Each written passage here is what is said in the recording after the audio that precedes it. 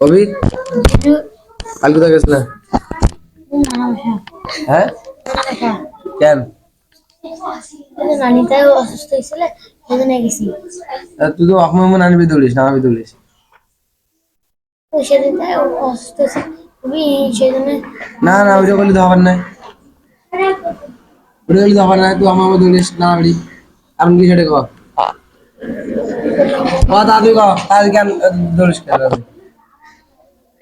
নানিটা অসুস্থ হয়েছে সেজন্য গেছি। হ্যাঁ নানি অসুস্থ না ভাত নাই বাড়ি ভাত খাওয়া গেছিলি? না সত্যি সত্য কথা কও। অসুস্থ ছিল নানি। হ্যাঁ সত্যি মিথ্যা দোষকে না আমি মিথ্যা কথা বলিনি সত্যি। কিরে সত্যতা বসে জি হুজুর।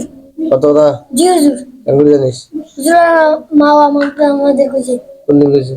কইছে ওই সত্য কথা কইছে কালকে ওই মস্ত হুজুর কালকে ওই না স্কুলে গেছিল ওই নানা বাসা থেকে ওই ম্যাডাম কইছে যে এত দেরি কেন করে আসলা 10টার সময় স্কুল গেছে কইছে যে কত দেরি করে এত দেরি করে কেন আসলা ম্যাডাম বলছে যে ও বলছে যে ম্যাডামকে বলছে যে আমি নানু বাসা গেছিলাম ওই জন্য ওইখান থেকে এখানে আসলাম বলছে।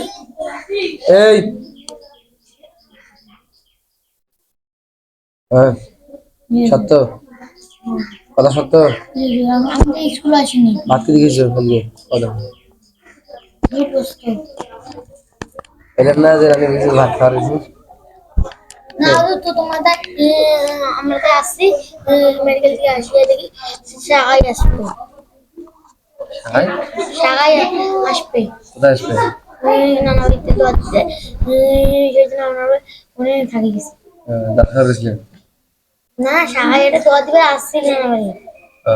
ও শাখায় দাওয়াত দিতে আসছে তোমার বাসায়? জি এই সাথে তোমার থাকে না থাকি নাকি ওষুধ খাই যাবো ওরা? হ্যাঁ ওষুধ খাই যাবো নাকি?